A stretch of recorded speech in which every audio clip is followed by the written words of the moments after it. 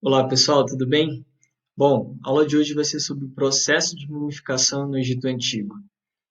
Bom, provavelmente você já deve ter ouvido falar sobre as múmias no Egito, você já deve ter assistido algum filme onde aparecem as múmias, ou até mesmo, né, na festa de Halloween, quando você tem lá as pessoas que se vestem de múmias. Pode ser que você seja uma dessas pessoas que se já vestiu de múmia.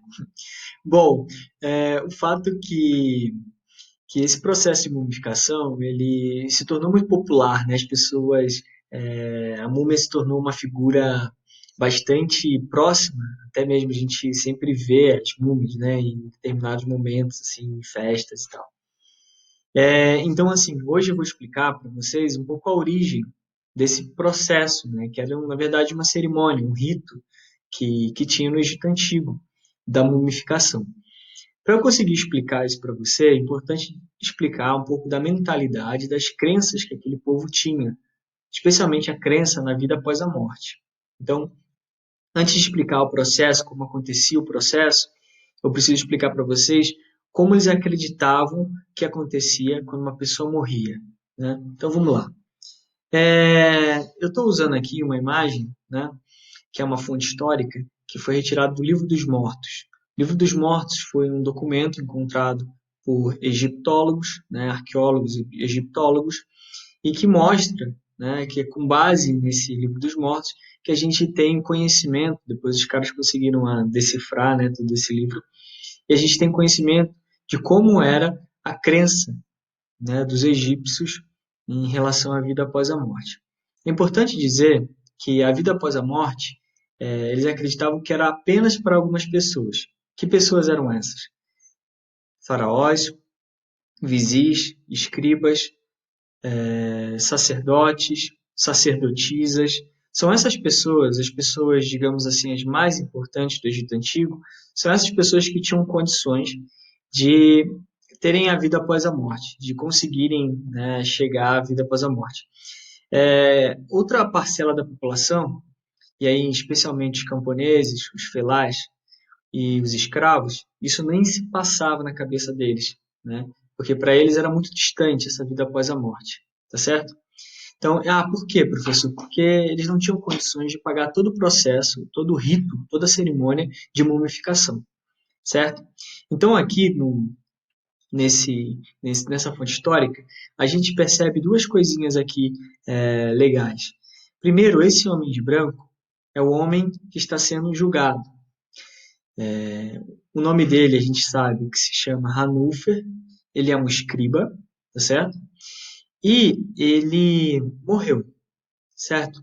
Eles tinham uma crença que é o seguinte: quando a pessoa morria, né, essa pessoa ela iria ser conduzida até o tribunal de Osíris. Osíris é um dos deuses mais populares do Egito Antigo. É o Deus que julga, né, a vida e a morte. Ele também está relacionado, está ligado também à questão da fertilidade. Então, quando uma pessoa morria, o que acontecia? Tinha o corpo dela, né, a alma saía, né, ia ao encontro o deus da morte Anubis, esse deus aqui que aparece, né, você está vendo que Hanuf está de mão dada com um deus, com uma figura aqui que tem o rosto de cachorro, né, cabeça de cachorro. Esse deus aqui é o Anubis, ele está conduzindo a alma de Hanuf até o tribunal de Osíris. Então a gente percebe aqui, no segundo elemento, que a gente tem uma balança, a balança da justiça, né? Então, como é que funcionava a crença desse povo? É o seguinte: quando a pessoa chegava ao tribunal de Osíris, e o que eles iam fazer? Eles iam pegar o coração da pessoa, iam pesar esse coração, colocar de um lado da balança o coração, e do outro lado iam colocar uma pena, né? Então eles acreditavam o seguinte, que o coração deveria ser mais leve do que a pena, tá?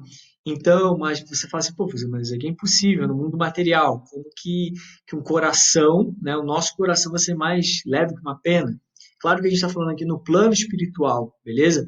Então, o que seria um coração leve? Um coração que de um homem que tenha feito boas ações, certo? Tenha cultuado os deuses e tal. E vocês percebem aí que Anubis, então, está ajeitando ali a balança. Você vê que tem outro deus, Amit, né? Que é esse deus aí com cara de jacaré e corpo de hipopótamo, né?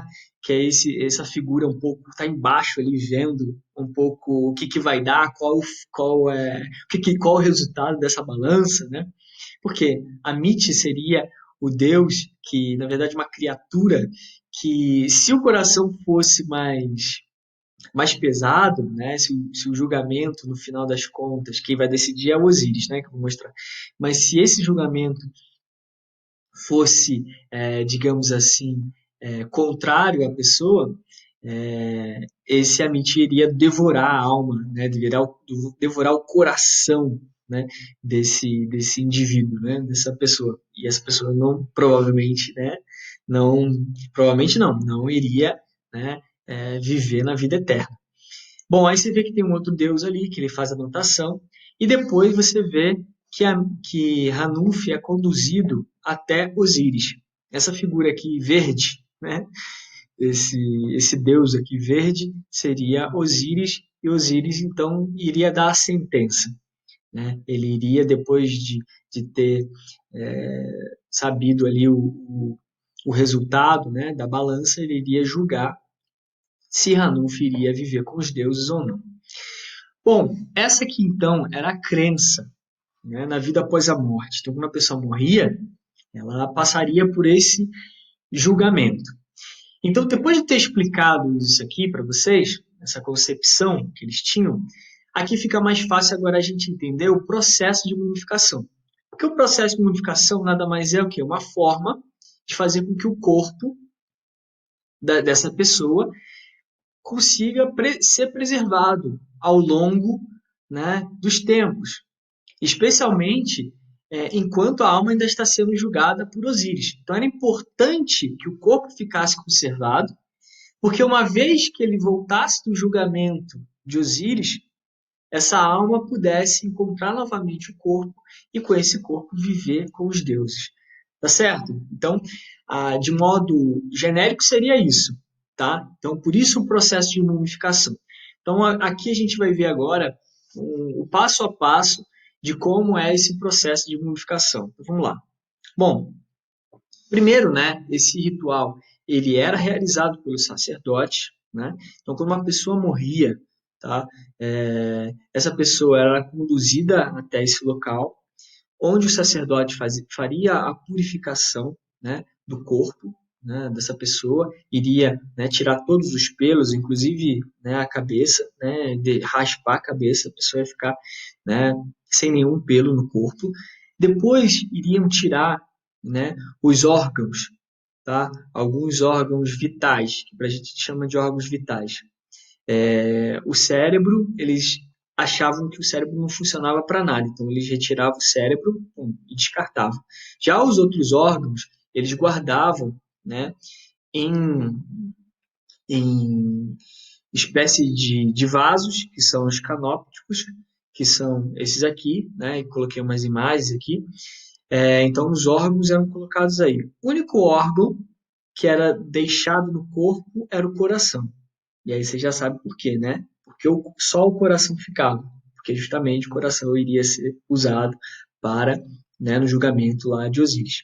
Depois que tirou, né, os órgãos e tal, fez essa limpeza, né, depois eles colocavam um sal, chamado natro, por cima do corpo e deixavam ali por cerca de 40 dias, o corpo, digamos assim, coberto por sal, para tirar todos os fluidos do corpo. Então, o corpo, no final desses 40 dias, ficava seco. Inclusive, a pele, né, do cadáver ficava até mais escura, mas ele ficava sem líquido nenhum. Então, se perdia todo o líquido. Depois, né, desses 40 dias, se tirava novamente o sal, agora colocava essências aromáticas nesse corpo, né? Depois esse corpo ele era envolto em faixas, faixas essas de linho, tá? E depois eram colocados amuletos, tá? Eu esqueci uma curiosidade também, é que o rosto ele recebia uma certa maquiagem e também uma peruca, tá? Então isso aqui é um detalhe importante, né? Depois de envolto nessas faixas, né? Eles recebiam uma série de amuletos, né? Eu coloquei aqui nesse infográfico, tem aqui alguns dos amuletos, tá certo? E também colocava uma máscara mortuária. Depois, esse corpo, né, embaladinho, era conduzido até o sarcófago e depois era colocado numa tumba. Então, esse era todo o processo, tá, de mumificação. Então, vamos lá. Eu coloquei aqui, achei algumas imagens muito legais sobre aquela exposição que teve do CCBB, do Egito, né, que infelizmente aqui em São Paulo poucas pessoas conseguiram visitar, porque logo tivemos a pandemia, né, a quarentena, então essa exposição ficou difícil das pessoas visitarem, mas eu era uma dessas pessoas que queria ter visitado, né? Então, eu fui atrás lá no CCBB, achei o catálogo, assisti uma aula muito boa também, então essa aula está sendo baseada nessa aula desse curador dessa exposição, tá? Então, muitas imagens eu usei da exposição do CCBB. Então, vamos lá. Os canópticos, que eu já falei, esses vasos onde recebem os órgãos, né? Então, vamos lá. Esse aqui são os primeiros sarcófagos. Olha que interessante, não tinha nada de pompa, né? O que é mais curioso aqui que aparece são os olhos. Esses olhos, muitas vezes, eram olhos para que amedrontar, né, digamos assim, os espíritos maus, né? E também era uma forma também da múmia, né, do cadáver, conseguir ver como que está ali a tumba, né? Como é que está o que está acontecendo ali, né? Quais foram as oferendas que as pessoas deixaram, né, para a múmia e tal. Bom, eu vou mostrar para vocês aqui fotos de uma tumba, uma das tumbas mais fantásticas que foram encontradas de um faraó, que é a tumba de Tutankhamon, o jovem faraó, né, que morreu muito jovem, o Tut, beleza? Aqui tem uma imagem, né, do arqueólogo é, Howard Carter, né, em 1922, né, ele aqui achando a tumba de Tutankhamon, né, incrível, né, ah, cheia de ouro e tal, né, parece que tinham 3 camadas, né, sarcófagos, igual boneca russa, sabe, tipo, uma dentro da outra, assim. É, aqui mais ou menos para vocês verem, aqui não é de Tutankhamon, né, mas só para vocês verem como que é um sarcófago, né, aqui mais simples, né, você vê aqui o corpo aqui em cima a múmia e aqui embaixo aqui é o sarcófago, beleza? Também aqui importante, tá? Quando uma pessoa morria, os familiares, eles normalmente eles faziam uma apresentação aos deuses. Era importante isso, né? Então, na tumba lá, quando o faraó falecia, um sacerdote, um vizir, alguém importante falecia, eles mandavam talhar, a família mandava talhar uma pedra como essa, a pedra Estela, e que essa pedra tem, no primeiro momento, tem as informações sobre quem é essa pessoa e embaixo alguns detalhes, né? Eu vou mostrar para vocês para a gente conseguir analisar, essa parte de cima da pedra seria aqui um pouco falando quem é essa pessoa, né? Apresentando essa pessoa. Né? Então você vê aqui que tem hieróglifos, né? Que vocês já viram nas aulas anteriores, né? O que é um hieróglifo e tal. Então aqui está vendo que tem aqui né? Uma pedra escrita em hieróglifo, um pouco contando a vida dessa pessoa, quem é essa pessoa. Aqui embaixo você vê, por exemplo, que provavelmente a pessoa que faleceu aqui, eu não sei dizer se é um faraó e tal, normalmente acompanhado, né, sempre acompanhado da sua esposa e tal. E aqui você tem uma mesa que era as ofertas, e isso mesmo na tumba, né, das pessoas mais importantes, você tinha essa mesa, né, com as ofertas, e realmente você tinha alimentos ali frescos, vinho e tal, alimentos. Aqui você tem uma representação, provavelmente dos filhos, né, com os patos, né, significa aqui uma certa fartura. E aqui embaixo, né, você tem várias pessoas trazendo mais os banquetes, né, mais comida, mais comida. Importante dizer que na concepção egípcia, a representação era como se fosse real, né? Então, assim, se eu faço uma, uma representação, essa representação ela tem a mesma validade de algo real. Então, essa pedra era como se fosse, digamos assim, um lembrete ou um apelo para que essas pessoas, quando passassem para a vida eterna, pudessem ter todas essas delícias, todos esses prazeres, né? E que durante toda a eternidade tivesse banquete farto. Então, isso aqui é muito interessante. A representação era realmente real para eles, tá? Bom, aqui mais ou menos algumas imagens, voltando lá à tumba de Tutancâmon, isso aqui foi tudo encontrado por aquele arqueólogo britânico. Olha quanta coisa tinha na tumba de Tutancâmon. Porque eles acreditavam que era importante o quê? Dentro da tumba, além de ter teu corpo mumificado, bem feitinho, era importante colocar tudo, tudo o que eu fosse precisar na eternidade tinha que estar lá na tumba. Comida, né? Você vê aqui, por exemplo, guardas, né? Aqui, estátuas aqui, né? Que representam pessoas que vão servir na vida eterna. Então, só para vocês entenderem que louco, né? Beleza? Bom, então a aula de hoje é isso. Na próxima aula eu vou falar sobre os animais mumificados, beleza? Por que os animais eram mumificados. Bom, espero que você tenha gostado, tenha aprendido bastante. Um abraço, até mais.